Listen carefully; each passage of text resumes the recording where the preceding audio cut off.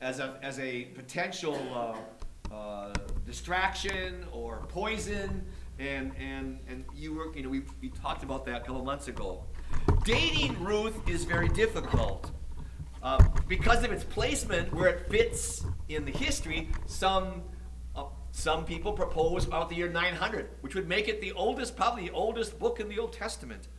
But there are Aramaisms, that is, words that are from Aramaic, and Aramaic is a language that the Jews did not encounter until after the exile.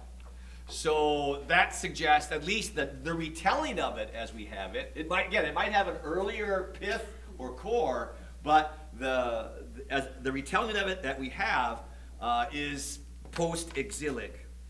So in the end, so it could have been written early and edited again. So in the end, doesn't really matter. So, but I just want to say the scholarship's all over the board on when the story of Ruth might have been written.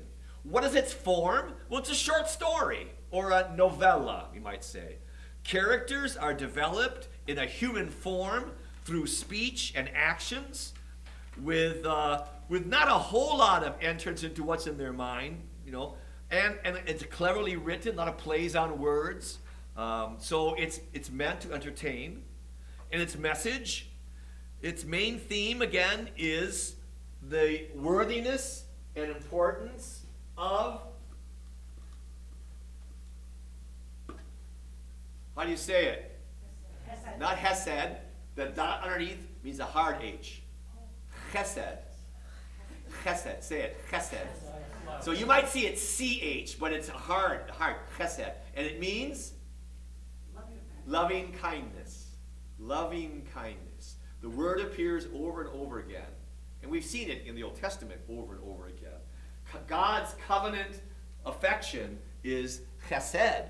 It means loyalty. Covenant loyalty. And Ruth is the figure of that.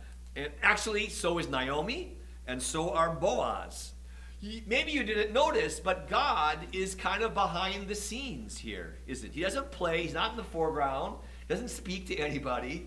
But the understanding is he also kind of gives a providential oversight. So in his own way, God is the master of chesed.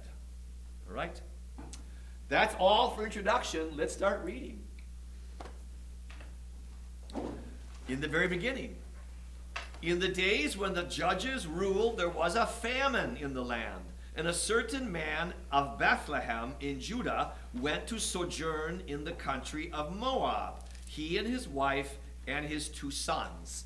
So this is why Elimelech's family moves from Bethlehem, which is about 5 or 6 miles south of Jerusalem, across the Jordan Valley, up into the land of Moab.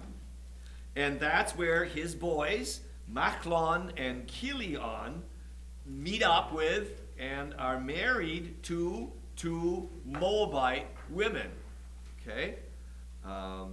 Verse 3. Elimelech, the husband of Naomi, died. She was left with her 2 sons. These took Moabite wives. Remember back in Genesis, when Abraham wanted a spouse, a wife for his son, Isaac, he sent a servant back to their homeland. I mean, remember how important it was that you kind of had pure family blood.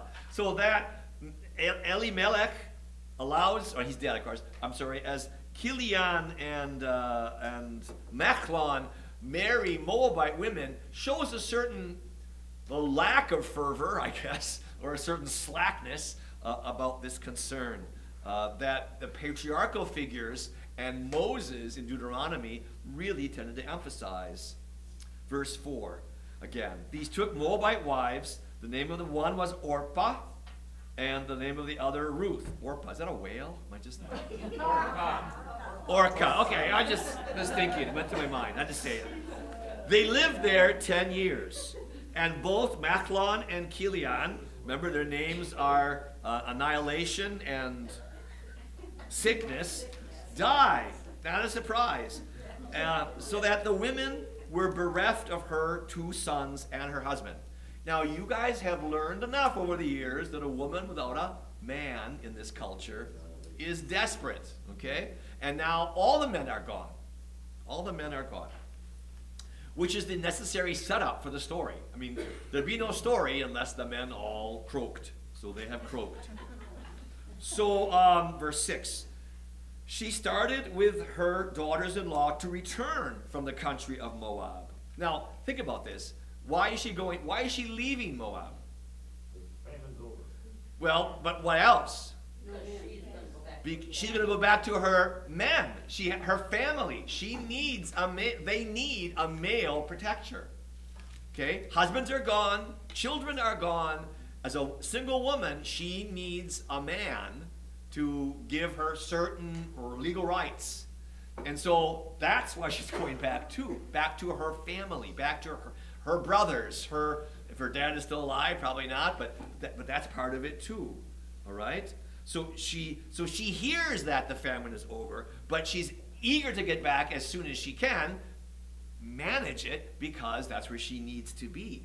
So they set out, verse 8, Naomi said to her 2 daughters, "Go, return, each of you, to her mother's house." Return. I probably have used the word before in talking about the prophets. The word is shuv. Shuv. S-H-U-V. Shuv. It means turn around. So now it's a word the prophets use to say turn around morally or turn around, be more faithful to Yahweh. But the word keeps popping up in this section here. Turn around. May the Lord deal kindly with you as you have dealt with the dead, meaning their husbands, and with me. Then she kisses them, and they lift up their voices and wept. And verse 10, they said to her, "No, we will return with you to your people, your family." But Naomi said, "Turn back." Again, she says, "Shuv, my daughters, why will you go with me? Have I yet sons in my womb that they may become your husbands? Turn back, my daughters, go your way." And then she talks about, she's sad that she doesn't have any more sons to give them, and they can't wait for 20 years if she would marry and have children. Verse 13, the end. "No, my daughters, it is exceedingly bitter for me, for your sake, that the hand of the Lord has gone forth against me." So what we see here is her understanding of the law of retribution, that God is in control, and God has made this happen by taking her husband and her sons. Then they all cry out again. In verse 14, Orpah kissed her mother-in-law, but Ruth clung to her. Okay, so the daughter whose name is the back of my neck shows the back of her neck in the end, even though she's weepy and at the beginning. Then she heads back home because she knows that's her future. Verse 16, "But Ruth said, entreat me not to leave you or to return from following you." Here's the big line. "For where you go, I will go, and where you lodge, I will lodge. Your people shall be my people, your God, my God. Where you die, I will die, and there will I be buried. May the Lord do so to me and more also, if even death parts me from you." So now this is it's occasionally used as a reading at a wedding. It's associated with that. But in reality, who is talking? It's not husband and wife or boyfriend, girlfriend. That's not a song, so we'll do that next. It's mother-in-law, daughter-in-law. Because Ruth is repaying Naomi with loving kindness, with chesed. Right? So they make their way back, and the people in Bethlehem recognize Naomi, but she looks a little tough, a little worn. It's been 10 years, and she's bereft of children, and she comes back as a older woman, and with one younger woman accompanying her, but no men. And it says the city was stirred because of them. And the woman said, "Is this Naomi?" She said to them, "Do not call me Naomi," which again means pleasant, "but call me Mara," which means bitter. bitter. For the Almighty has dealt very bitterly with me. I went away full of husband and children, and I come back empty. And so they arrive back in Bethlehem. The last verse of chapter 1 says, and it was the beginning of barley harvest. Have you learned anything about agriculture in the Bible? When is barley harvest? It's the first grain harvest. And what religious holiday is connected to it? Booths? Not booths. Booths is a fall. Yeah, that's right. First fruit. Fruit is fall. Think of like grapes and olives. That's fruit. Passover. So this is a spring harvest? This is a spring harvest. This is like winter wheat. We'd say winter wheat. Barley, again, grain crops were planted in the fall, late fall, and then you prayed for the rains. That would be December, January, February, and then the rains would stop, bam, and then things grow, and in a matter of a couple months, you have a harvest. Barley came first. Wheat comes 50 days later. What holiday is the wheat harvest associated with? Pentecost, or in Hebrew, or in English, weeks. Weeks. Okay? So Passover, barley harvest, the giving of the law, the covenant at Sinai, associated with weeks or Shavuot, that's the wheat harvest. So Okay? we're right in between. We are right now right between them, yes. Between the one and not the other. So, chapter 2. Naomi had a kinsman of her husband's, a man of wealth, named Boaz. And Ruth, the Moabitess, said to Naomi, let me go to the field and glean among the ears of grain after him in whose sight I shall find favor. Now, what do you know about gleaning that you didn't know before you in this course? What's going on here? Kind of like your form of welfare. It was a kind of Social Security that the poor and landless were allowed to pick up after the droppings, the leavings, after as the harvest was done. Okay, so now the first verse is just telling us the background. It's not that she's seeking out. She's not a gold digger here. She just is going to go around and hope that somebody will let her glean. That's what she's hoping. Again, they're utterly poor. They don't have anything else. So she says, let me go to the field and glean among the ears of grain after him in whose sight I shall find favor. Now, it's going to be Boaz, but we were introduced to Boaz in the first verse. And so is it coincidence or is it providence that that's where she shows up? She ends up in the fields of Boaz. Verse 5. Boaz, she must have been a looker, because Boaz said to his servant who was in charge of the reapers, whose maiden is this? But notice the language. Whose maiden is this? Boaz sees her as someone's property. Okay? She's a servant girl or a slave or, a spouse of some, third or fourth wife of some, magnate or something. Who is this maid? Who's this woman? But he sees her. Now, she's probably not the only one. There are probably lots. Again, think, this is how, if this was a permitted way to gain a living, there'd be not just one person, there'd be probably lots of people hanging out for this. So, verse 8, Boaz says to Ruth, now listen, my daughter. Now, we learned something about agriculture and about the cultural life of women in this day. Boaz goes to Ruth, because she's already caught his eye, and he knows, he learns that she's a Moabite, that she is Naomi's daughter-in-law. He finds that out from his reapers, the helpers. Then Boaz said to Ruth, now listen, my daughter, do not go to glean in another field or leave this one, but keep close to my maidens. So he gives her permission to hang with his own hangers-on and servants and slaves. Have I not charged the young men not to molest you? Now, if that has to be said, it's to be understood that, begging or gleaning was a tough life. And again, if you've ever, again, it's not so much the case in agriculture today, but if you go to like Kansas, you know, where, well, think of when the circus comes to town, huh? The circus people, you know, they're a little different. Well, same with the reapers. They're going from farm to farm to farm. They're kind of a rough bunch, okay? They're not necessarily Boaz's workmen, but he's hired them to help with the harvest.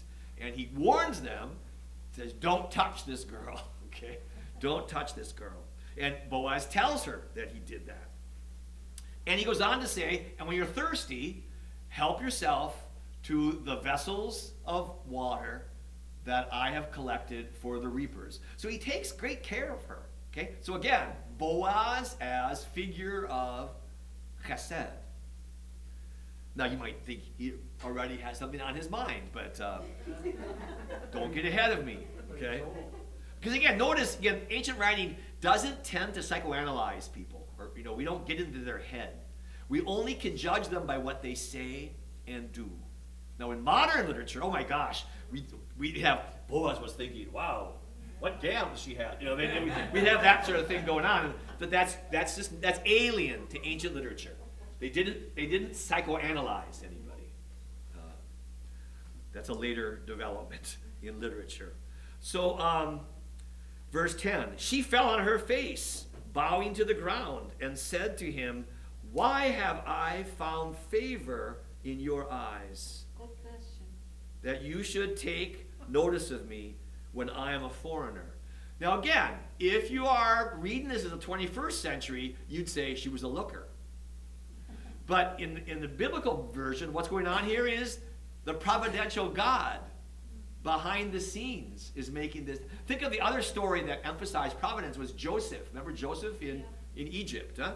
So this book is in a volume of religious literature, because even though God is not in the foreground, he is in the background. Favor is the same word that we know as grace. Remember, the angel Gabriel says, hail, highly favored one, which is also translated, hail, full of grace, to Mary. Huh? So favor and grace, they're kind of the same term here. Boaz answers in verse 11, all that you have done for your mother-in-law since the death of your husband has been fully told me. So Boaz says, I'm being gracious to you because I understand you've been gracious to your mother-in-law. Verse 12, the Lord recompense you for what you have done, and a full reward be given you by the Lord, the God of Israel, under whose wings you have come to take refuge. Okay, so this foreign woman is, Boaz recognizes in some way that now she's part of this assembly that are people who follow Yahweh, and so he blesses her in Yahweh's name. Verse 14, at the mealtime, Boaz said to her, come here, eat some bread, dip your morsel in the wine. So she sat beside the reapers, and he passed to her parched grain, and she ate until she was satisfied. Then Boaz instructs his help. He says, verse 15, let her glean even among the sheaves. So in my mind, I was like, there must be some kind of distance, you know, like social distancing you had to have. You couldn't be like ahead of the somebody cuts the grain, and then the gatherers gather it into sheaves. You can't be picking up, right? You got to stay back, or you'd get swatted, you know, or slapped or cut or something. So, but he says, let her glean even among you as you're gathering. Okay. So once again, he's being gracious and generous.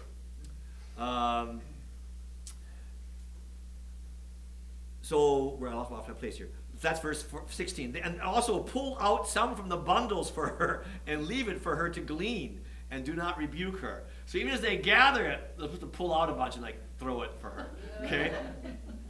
So she really is like, woo! It's a big day, lucky day.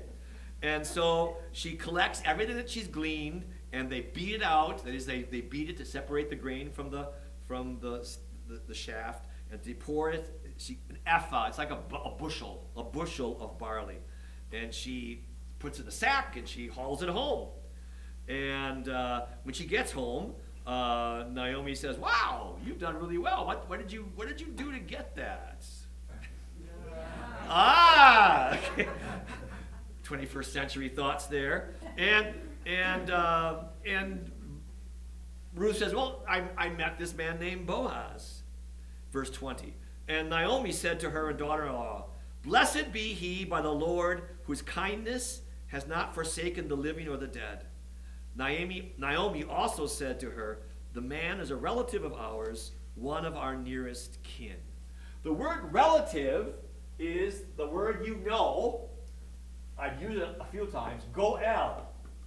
Like that. Now, it's not literally relative. It became a term for relative. What was the job of the Goel? Remember?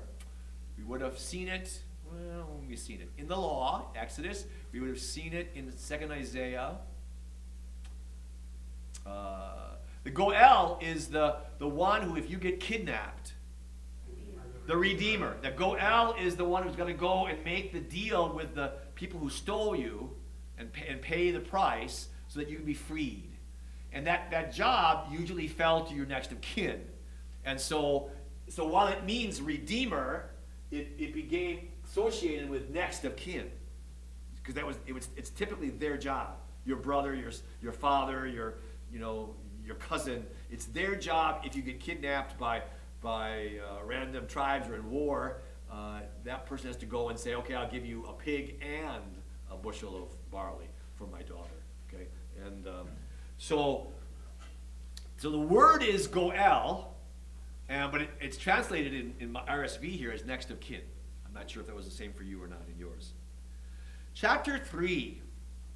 So Naomi says, "Okay, it's time. I guess I don't know if it's the next day or what, but Naomi says, "Okay, go back to work out there." Verse 2. "Now is not Boaz our kinsman, with whose maidens you were? See, he is winnowing barley tonight at the threshing floor." Okay, so again, think in days before combines. A combine machinery does several tasks, but in old agriculture, some of you are old enough to remember this, you would cut the grain first, gather it into sheaves, it would stand and dry, and then at a certain time it would be gathered and beaten to separate the grains from the stalk, and then you'd do this on a hill where there was just enough breeze, and you'd throw it in the air with a fork, not like a dinner fork, like a pitchfork, and so that with enough breeze that would blow the straw away, and the grain would be heavy enough to fall. Now, if it's too windy, it all goes away, okay? And if there's no wind, it just all falls. So you wait for just the right day, and that separates the grain from the stalk. So this is big time, harvest time. Plenty to eat. These are the only times we can be assured that you had enough to eat in the ancient world, during harvest time. So Naomi has kept her ear to the town gossip. She knows it's harvest time. And with harvesting, there's hard work, there's good eating, and there's big drinking, all going on. She tells her daughter-in-law to clean up, wash up, anoint yourself. That means perfume. Put on your best clothes and go down to the threshing floor. Now think, why would you put your best clothes on if you're going to work? Well, she's not going to work. She's going to be seen. Okay? That's why Naomi is kind of telling her how to act there. Do not make yourself known. Do not make yourself known to the man until he has finished eating and drinking. Now again, with all these directions, you can read it two ways. Is she saying, don't be a bother, hang back until he says, "Oh, hello"? Or is she's saying, wait until he's like in his cups and it's like, whoa, then present yourself. But when he lies down, observe the place where he lies, then go and uncover his feet and lie down, and he will tell you what to do. Now, again, you can read it two ways. You're allowed to read it as kind of the high road or the low road. And you're way ahead of me. If my feet are cold, I wake up, oh my gosh, okay? Oh, hi, who are you? What are you doing here? Okay, oh, wow. So the scene is set. The scene is set. Behind the scene, Naomi has been coaching Ruth how to handle herself at the harvest festival in Bethlehem. Okay? So, verse 8. So, she goes and she does what she's told, and they're eating and making merry. Verse 8. At midnight, the man was sweet, and Boaz goes to sleep, and that's when Ruth purchased herself right next. At midnight, the man was startled and turned over, and behold, a woman lay at his feet. He said, "Who are you?" Remember, it's dark. It's dark. So it's not like he's forgotten her. Maybe he has, but it's pitch dark. Huh? "Who are you?" And she says, "I am Ruth, your maidservant. Spread your skirt over your maidservant, for you are next of kin." Which is a very forward thing for a woman to say. Now, she is next of kin. We're going to see about the Levirate law. Again, we've dealt with that briefly in the books of Genesis. But she is like saying, hey, I'm available. I'm next of kin. You can have me as your wife if you want. And what really goes on here, of course, we're not told. What we are told is that she spends the night with him, okay? He says, "May you be blessed by the Lord, my daughter. You have made this last kindness greater than the first, in that you have not gone after young men, whether poor or rich." So we get the sense that Boaz is kind of graying at the temples, okay? And he says to her, "You are a woman of worth." Verse 12. "Now, it is true that I am a near kinsman, yet there is a kinsman nearer than I." He knows all of this. He knows it's a small community. He knows who her relatives are. Now, interestingly, she's not the daughter of Naomi. And normally, that's where this whole Levirate marriage thing would take place. But she's treated as if she is. Again, sidebar. Levirate marriage, again, is if a man dies without offspring, his brothers are to marry at some point, marry his widow to bear children for the brother who died. That's how it's explained to us in Genesis and Exodus. But here, it's a daughter-in-law, and not the daughter. And so they're not really kin. I guess they're kind of outlaw kin. And anyway, but the same rules are applied. Verse 14. So all this conversation happens in the middle of the night. So again, Boaz shows himself to be really high-minded dude, and knows the situation. And he gives her advice, as Naomi had. Verse 14. "So she lay at his feet until the morning, but arose before one could recognize another. And he said, 'Let it not be known that the woman came to the threshing floor.'" So she's gone before sunrise, so that nobody has seen them together, which is important for the next chapter. All right, so, and the next morning, Boaz gives her another reward, fills her Tupperware, and says, "Go back home now, 6 measures of barley. You shouldn't go home empty-handed." So, chapter 4.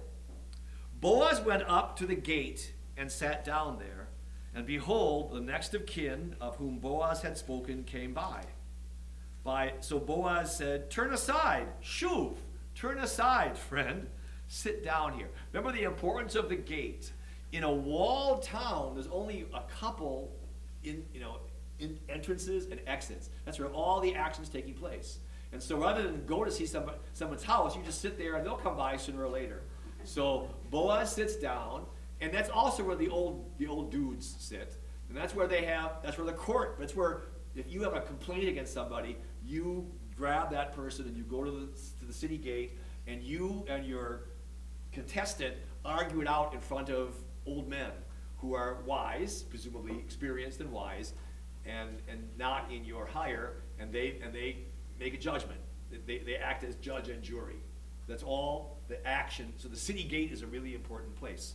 So, verse 3, he said to the next of kin, "Naomi, who has come back from the country of Moab, is selling the parcel of land which belonged to our kinsman Elimelech. Now, we've not been told anything about this previously.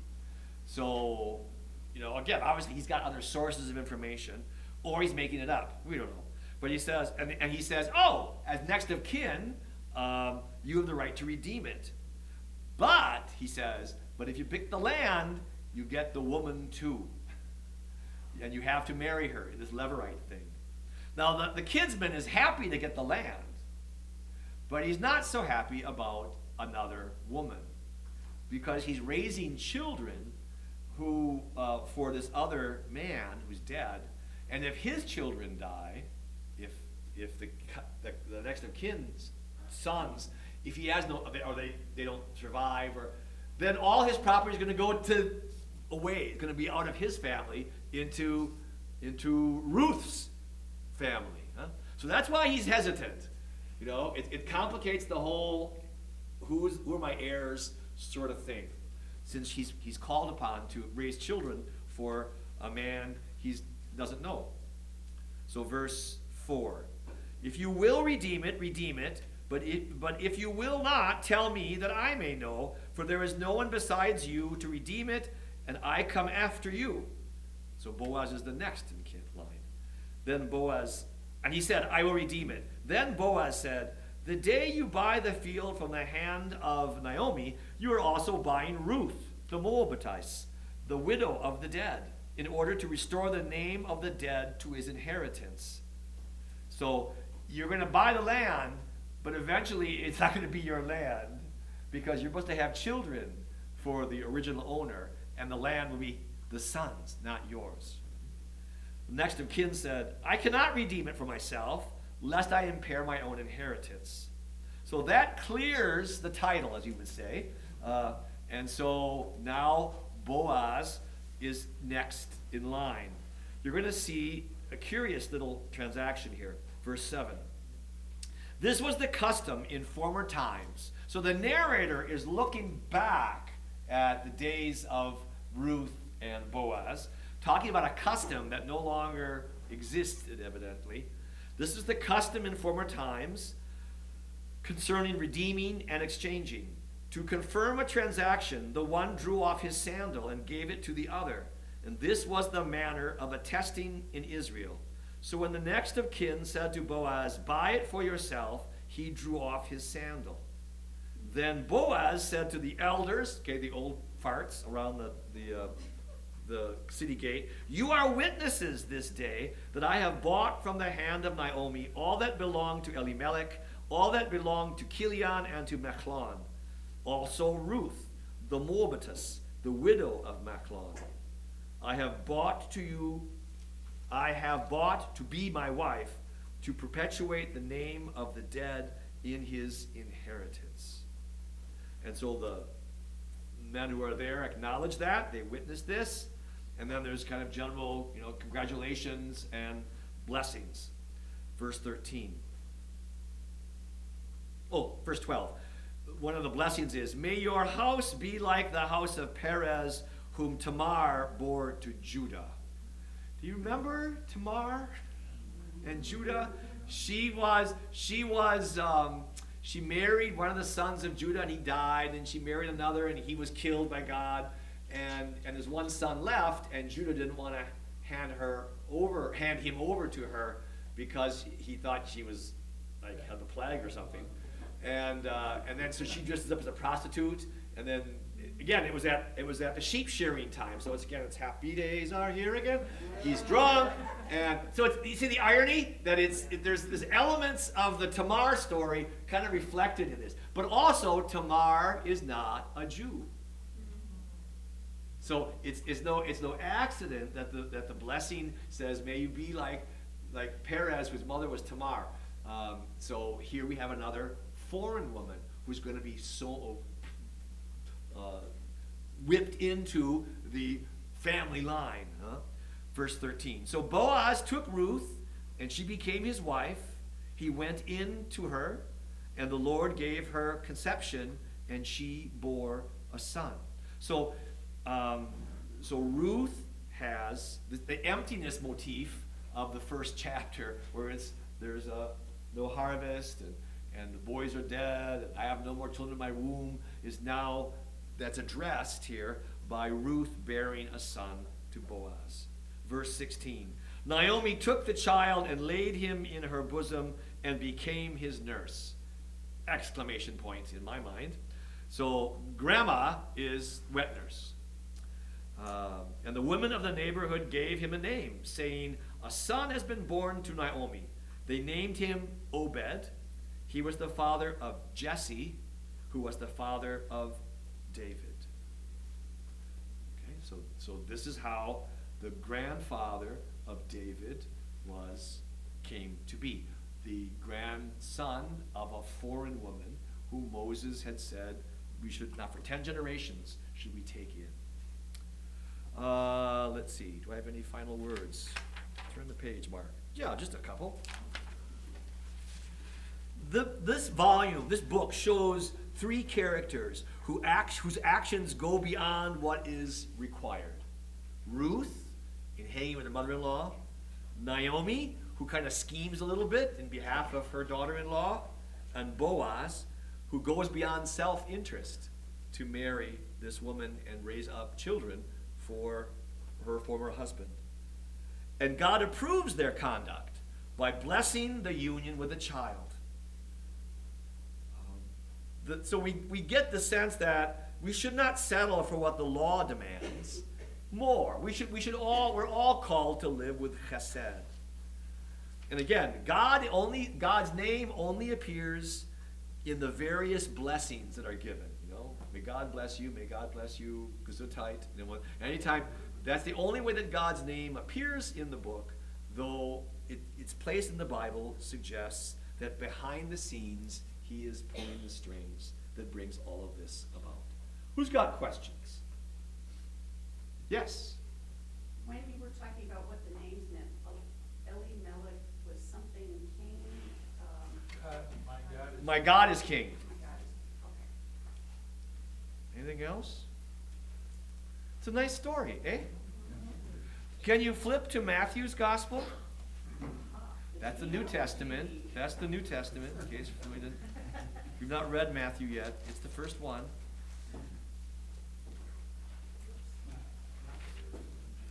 The first gospel, I mean. And it begins with the genealogy of Jesus. These people who you didn't used to know anything about, now you have, oh yeah, I know them somewhere. I don't know how. Okay. So, chapter 1, are you there yet? Chapter 1, look at verse 2. Abraham was the father of Isaac, and Isaac the father of Jacob, and Jacob the father of Judah and his brothers, and Judah the father of Perez and Zerah by Tamar. There she is. And Perez the father of Hezron, and Hezron the father of Ram, and Ram the father of Minadab, and Minadab the father of Nashon, Nashon the father of Salmon, Salmon the father of Boaz by Rahab, and Boaz the father of Obed by Ruth, and Obed the father of Jesse, and Jesse the father of David the king. Jesus' line. That's Jesus' lineage. If there's no questions, take a break. Go outside. Get some tan. Get a tan. You have like 6 or 7 minutes. Not too much time. We want to get out early today, so you can go out and work on that tan more intensely.